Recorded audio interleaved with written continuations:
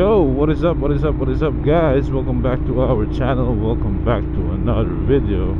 Monster Errands Day tayo today. So, day off tayo today. It's Thursday and maganda-ganda weather. So, errands tayo para kay Monmon. On the way tayo ngayon sa Ducati Las Vegas kasi papagawa natin yung recall nito. Meron tong recall sa rear brake and ngayon wala siyang rear brake. Hindi naman tayo masyadong gumagamit ng rear brake, kaya lang syempre pagka low speed mas gusto mong gumagamit ng rear brake. Eto, lusot. Lusot yung rear brake nya. Pero may recall talaga siya and hindi pa nagawa nung previous owner yung sa recall nya. So nagpa-schedule tayo last week. Actually si Mr. Sarap pumunta ng Ducati last week and pina-check na yung VIN number natin kung nagawa na yung recall.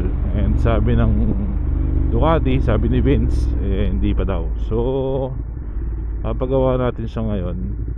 Medyo late tayo kasi day off Pero sabi parang 4 hours daw yung trabaho. Pero hopefully hindi naman ganun katagal kasi parang rear brake line lang naman ata yung papalitan dito sa Monster. Meron silang available parts para dito. So pagawa na natin siya today para tapos na. Wala tayong niintindi dito kay Monmon. Ano nagawa mo?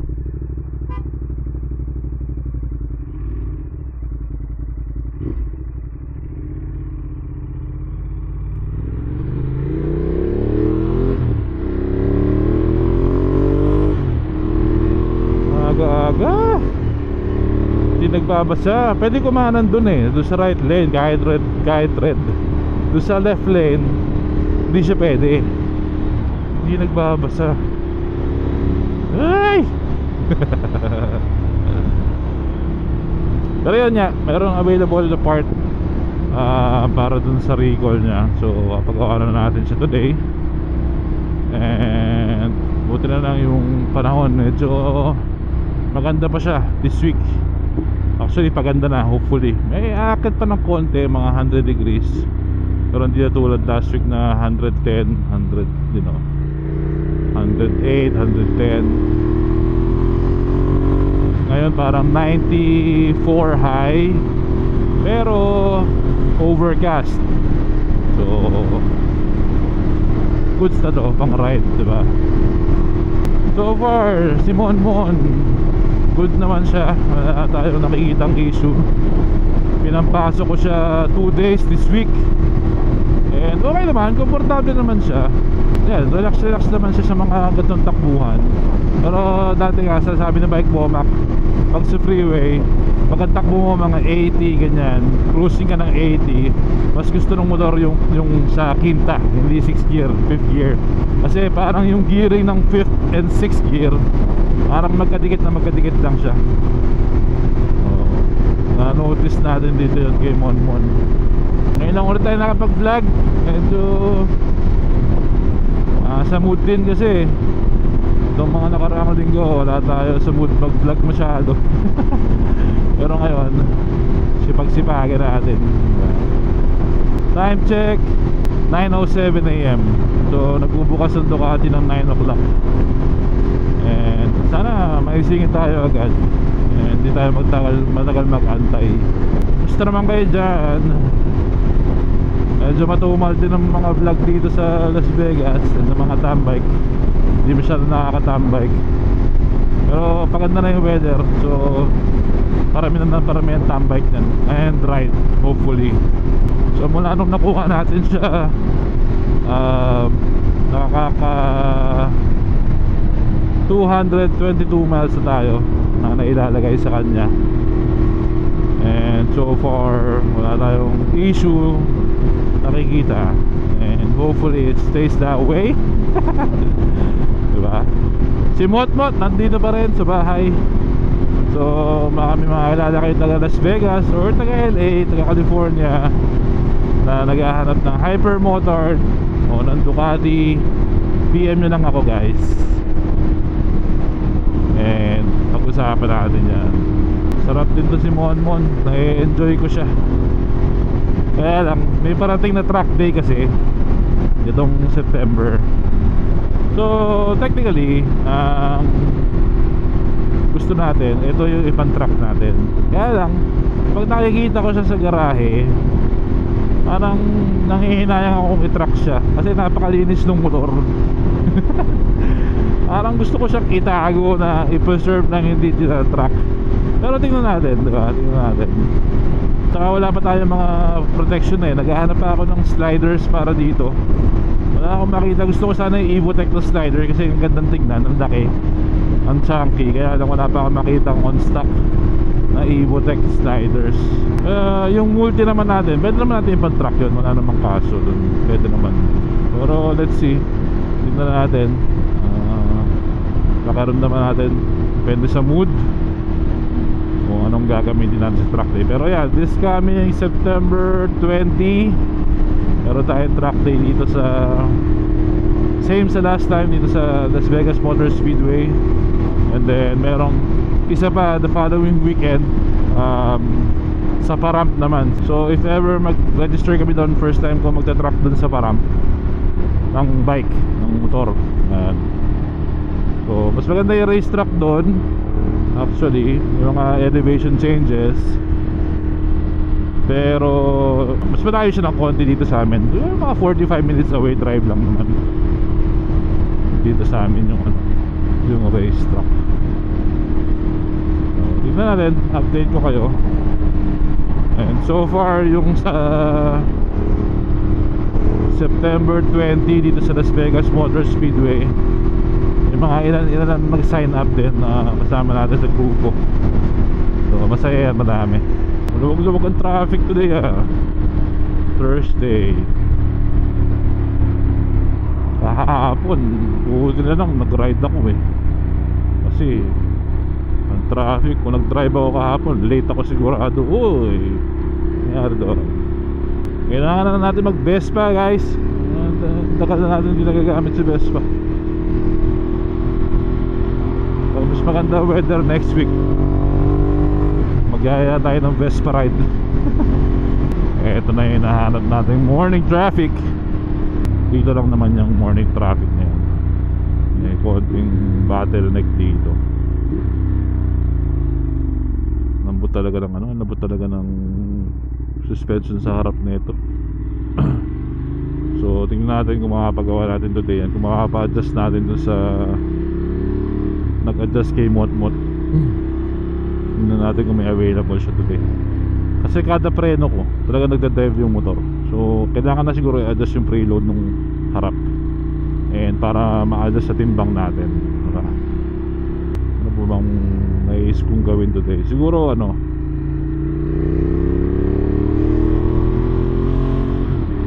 hanap tayo ng bar end kung meron sa Bellissimoto. Kasi yung may-ari hindi niya na makita yung bar end na left side So may accident. May naflatan.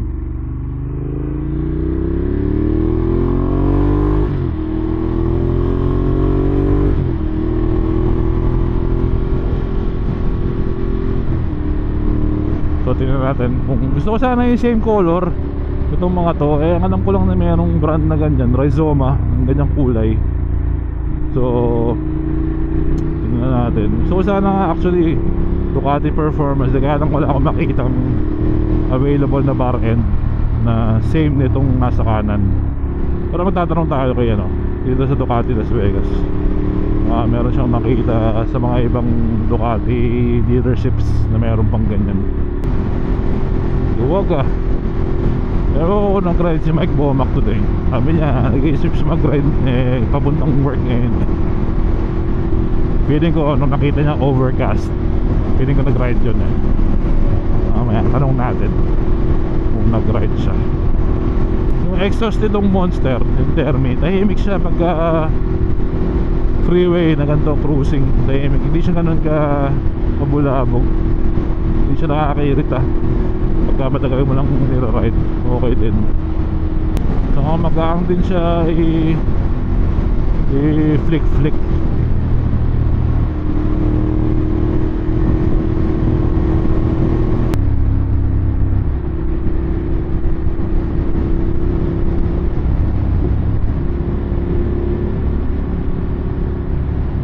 magsabay talaga kayo eh, no?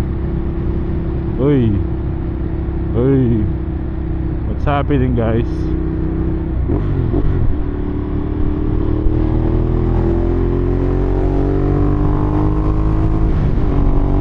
Hindi ko mag-gets yung ganun eh. Saka sa left lane, tapos sabayan mo yun nasa right lane. Hindi, wow. Nag-camping kami last weekend. Hindi ko naman na-vlog. Grabe yun, sayang yung camping namin na yun. Kasi sobrang ma-adventure yun. Lalo na yung first day namin. Sipin nyo yung Big Bear, kung saan kami magka-camp from Las Vegas. Mga 3.5 to 4 hours lang siya. Okay. So umalis kami ng Vegas 11 AM. Diba? So technically mga 3 o'clock dapat nasa campsite na kami. Diba? Imagine dumating kami ng campsite mga I think 9 PM na. So nag-andal digaw-digaw kami. Tapos may dalawang flat tire. Basta napaka dami nangyari nung camping namin na yon. Pero hindi ko siya na-vlog. Plano ko sana doon, gusto ko lang enjoyin yung moment na magka-camp, di ba? Yung walang gagawin. Dapat pala binlog ko siya. Kasi napaka-action, napaka-adventure, napaka-dami nangyari nung first day. Pero after naman lahat smooth na. Parang ano kami, 7 rigs ba kami? 8 rigs kami. 7 rigs. So papunta pa lang doon, may na-flat na. Tapos sa gitna ng trail, may na-flat ulit. Same track. Ganoon talaga, diba? Pero pag tinignan mo yung nangyari doon sa camping namin, as in lahat parang nakaplano. Kasi meron susunod si Kuya Teo, sumunod nung Friday night. May dalawang gulong na extra. Yung kapatid ko sumunod sila ng Saturday night, which is nakaplano talaga. Sumunod sila ng Saturday lunchtime. And nasira din yung dalawang shocks ng kotse ko. So nakapagdala sila ng pyesa. Talagang pag tinignan mo nga, pag pinag-aralan mo yung nangyari sa amin doon, parang lahat talaga nakaplano. Galing din. Sabi ko nga, papahirapan nga muna bago ka pasayahin eh. Maganda lang doon, marami kami. Tapos syempre tulungan, di ba? Lahat. Yun ang maganda ron. Masama sa experience, di ba? Sayang lang talaga hindi ko na-document, pero okay lang. Yun yung mga memories na kahit walang video hindi namin manilimutan. Diba? Minsan yun talaga yung the best na memories na kahit walang ebidensya, diba? Kayo na magkakasama, yun ang pinaka-ebidensya nyo, diba? Okay din. Napita tayo sa Ducati, Las Vegas. Hindi ko lang kung tayo katagal mag-aantay dito. Sana hindi ganun katagal. Sana gawin agad. Hindi ko alam kung off si Kuya Teo ngayon, kasi yung trabaho ni Kuya Teo dito lang, malapit lang, dalawang kanto lang away dito sa Ducati Las Vegas.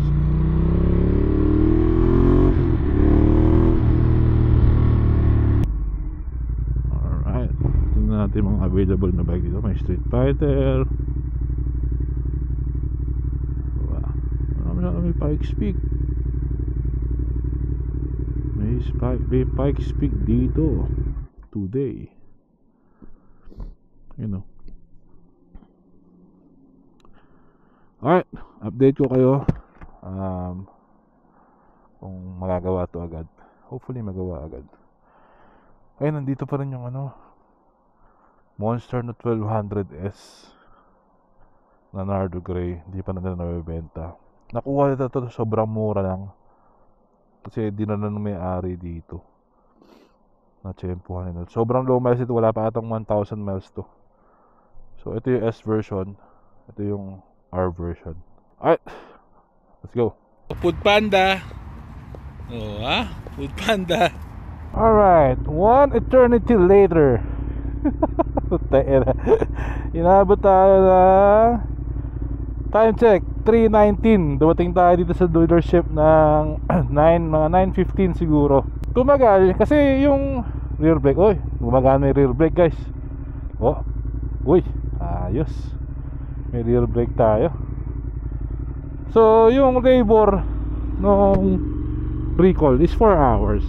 So expect ko na mga 1 o'clock ganyan, tapos na. Maya maya yung mekaniko, si Mario, pumasok. Sabi niya, you wanna check out your tires? You wanna check out your tires? Sabi niya. Sabi ko, alam ko na to. Merong ano to, may something sa gulong. Kasi 10 years na yung gulong na yun. 2016 yung manufacturing date niya. Di ba, pag sa gulong at least 5 to 7 years ang gulong, ang lifespan ng goma, di ba? Which is nasa listahan naman natin yan, napapalitan. Yun nga lang, hindi ko ma-expect na today. Ay, so yun nga, may mga hairline cracks na sa ibang parts ng gulong kahit bago siya. So napapalit tayo ng goma. So yung goma ang pinalit natin is same nung kay Hyper, same nung kay Motmot, Rosso 4. Meron silang available doon ng Rosso 4 na goma. So yun ang pinalit natin. Kasi yung SP, yung original na nakabit dito, hindi tatagal dun eh. Yun kung dedicated track bike natin to, si Monmon, okay yun. Okay yung Super Corsa na SP. Pero pagka occasional track day lang, uy, milaw na pala yung gas ko. Nakakailumayas na ba tayo?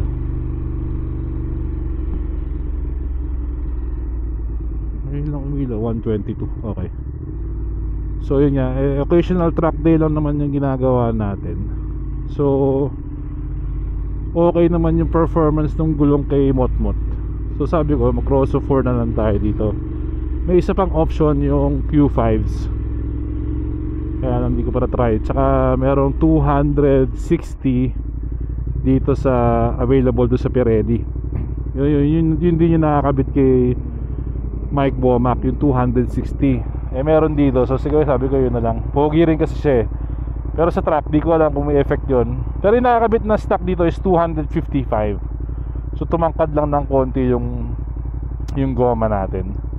So ngayon 260 yung nakakabit na tires natin. So Diablo Rosso 4, ayun, at least bago na yung ano, yung tires, ganyan. Yung timing belt, kasi yung kay Bomac 2014 yun, nung tinanggal, okay pa naman, wala pa namang sign ng ano, na nagbibitak-bitak. Pero banda-banda dyan, palitan na rin siguro natin. Pero yung sa kanya, halos same mileage na hindi rin naman ano, kumbaga hindi siya agad kailangan palitan. Pero pinalitan na rin, just for peace of mind, di ba? Pero yun, at least ngayon bago na yung goma natin, na tayo naiintindi. Mahirap kasi pag goma ang kalaban mo, di ba? Pag nagka-problema isa dyan, isa na lang ang meron ka. Milaw na yung gas natin.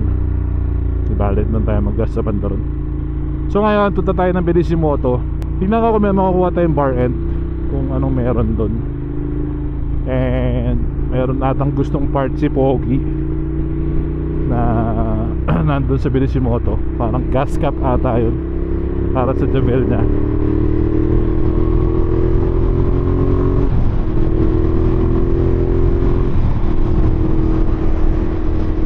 So puntahan na natin. Nandito na rin naman tayo sa side na to. So let's go. Alright, so package secured. Nakakuha na natin yung pyesa ni Pogi World. And then ngayon, dali natin sa kanya. Para naman tayong gagawin eh. Maaga pa, wala pa si Mrs. So ride na rin tayo. Feel natin yung bagong goma. And syempre break in na rin. Usually red rock ang break in ko na ito, kaya nakatamad ako mag red rock ngayon eh. So dito lang muna, ikot-ikot lang. So kung lang natin mag gas Ilaw na ang ating gas. Nasa bahay ka? Ha? Ay, hello. Wala? Oo, nakamotor ako eh. Wala, nakamotor ako.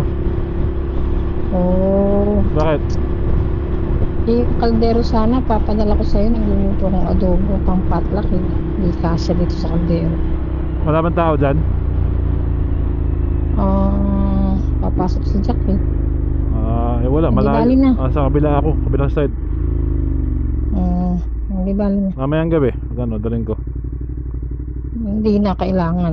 Oo, sige. Kasi, sa bali na. Okay. Okay. Tumawag nanay ko. Paano ko nasagot yun? Wala naman ako sinabing answer call. Ang galing mo, Cardo. Kailangan ng kaldero ng nanay ko. Hindi ko pa naisoli yung kaldero. Pero yun, ride tayo, punta tayo doon kay Pogi sa work niya. Tapos bahala na kung saan tayo mapadpad mamaya.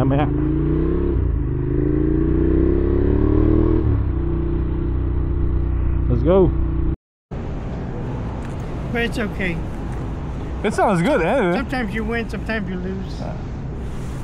Hi, Pogi. All right. Thank you, Gracias. huh? Yeah, fucking new parts, baby. If I'm not playing pickleball tonight, that's I just have to cut it so it'll fit my bag. I hope it's not gonna rain. I had it in my shirt. Huh? I would have had it in my shirt That's okay. if I had to go there. Yeah. They said the other part's not there. No, but the Duca bike shipment came in today, just like when I got there. So they might try to call them tomorrow. Yeah, they probably. So you have to sort it out. Yeah. But the Rizoma, not yet. it takes probably a couple more weeks. Yeah. It's coming from Italy. Yeah. All right, thank you. Alright folks, thank you. Alright, package delivered. So ngayon, puntahan natin si Mr. George. Kasi nagkakaproblema daw siya dun sa bar end nung kanyang kakakuha lang na hyper motard. Doon natin baka may maitulong tayo eh. Diba? Saan ba tayo dadaan? Kung saan di ko alam bahay nun eh. Kapakapa tayo. Ba't di nagsasalita si Google Maps? Come on Google Maps. So nung nasa Ducati ako kanina, may tumawag doon sa telepono ni Vince. Ducati. Sabi niya, hi George, how can I help you? Sabi ko, George? Sabi ko. Yun natin, pagbaba ng telepono, sabi ko, is that George with the hypermotor? You're like, yeah. I'm like, what does he need? He's trying to take off the bar ends. I'm like, okay. And then I texted text ko si George. Sabi ko, hey, why are you breaking your bike, bro? Sabi niya, what do you mean? What do you do with your bar ends?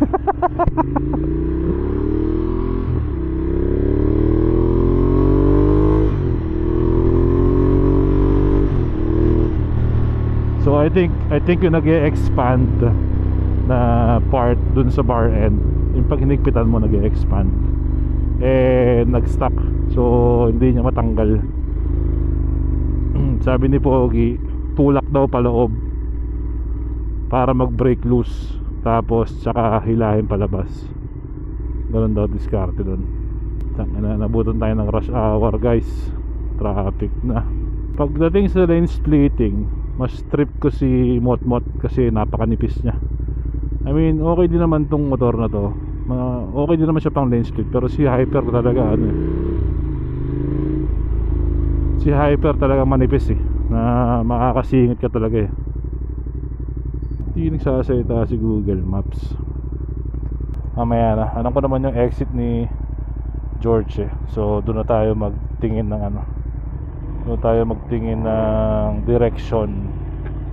Huwag ka lang uulan, okay lang yan, ganyang cloudy, overcast. Walang ulan, sarap mag-ride ngayon na pagbigyan tayo. I mean, all day naman tayo nasa Ducati from 9 to 3. So ngayon pa lang tayo actually nakakapag-ride. Bukas, di ko alam kung anong gagawin natin. Anong gusto ko siyang ipa-oil change eh, para lang may peace of mind tayo. Malinis pa naman yun lang, kaya lang syempre ilang taon din nakatambak to. So saka alam natin na ginawa.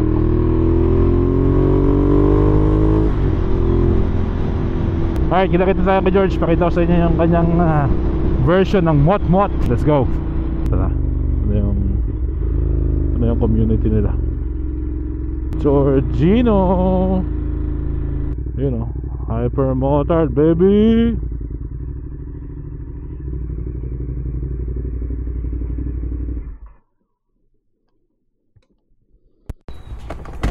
What's up? You broke your bike yet, George?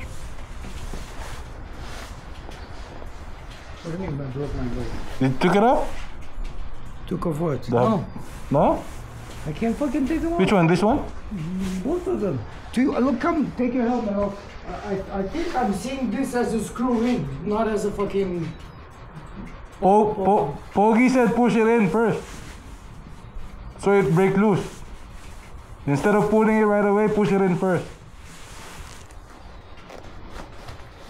That's what he thought. He said, because I came from him, so So he did that. yeah. He punched it in and then... Yeah. Bro, I banged with this Pogi, oh. Rescue project. until I got tired. I got tired of banging. Oh shit, you got the tool? Yeah, I have the tool. It's not coming out. He's like, bro, what the hell? Oh, you got it from GP? Yeah. Ah, okay. 950 SP. Oh. Bro, my head is like spinning. I'm looking at this right now. Take the helmet off and I want to show you something. Yeah, hold on. I think Wait, that, that ulo. Let's go. Alright, Georgie. I gotta bring the car back in. So Welcome to Ducati world. You can't even fucking fix it.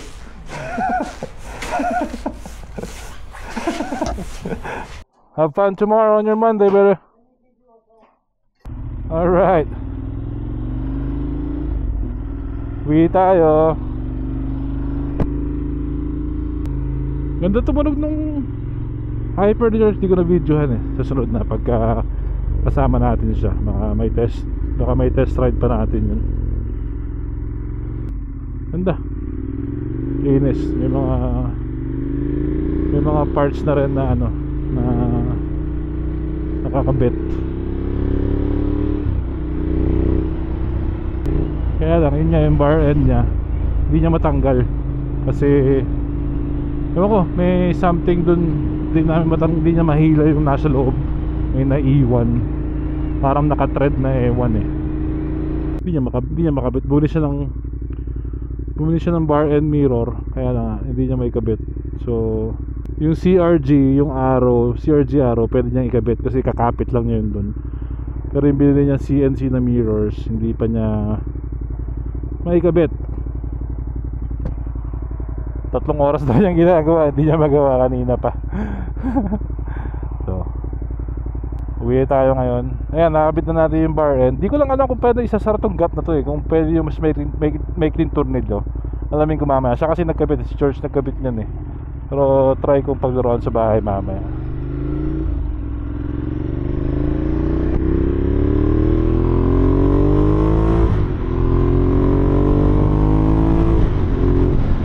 Woohoo! Sarap.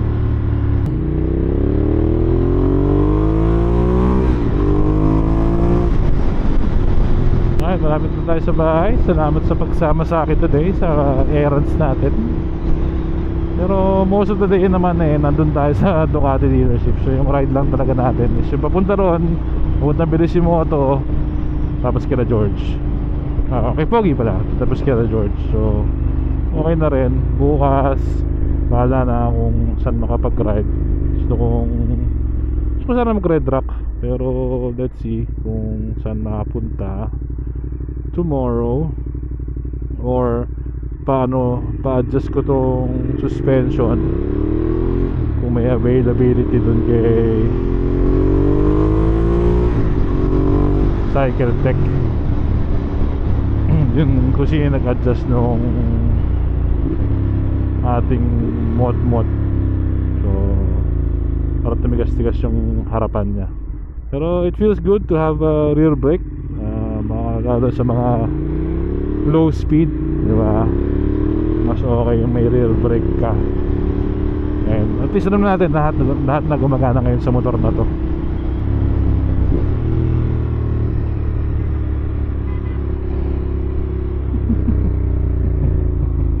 Ay nako,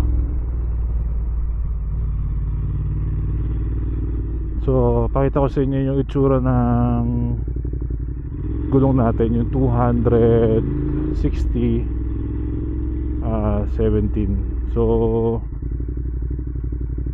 pareho siya nung kay Mike Bomac. Actually sa akin nilagyan pa ni Mario ng ng spacer dun sa fender para umangat siya ng konti. Ayan o, clear naman siya. May makikita ka naman puwang dyan dito. And ito naman sumasama naman to sa sa swing arm.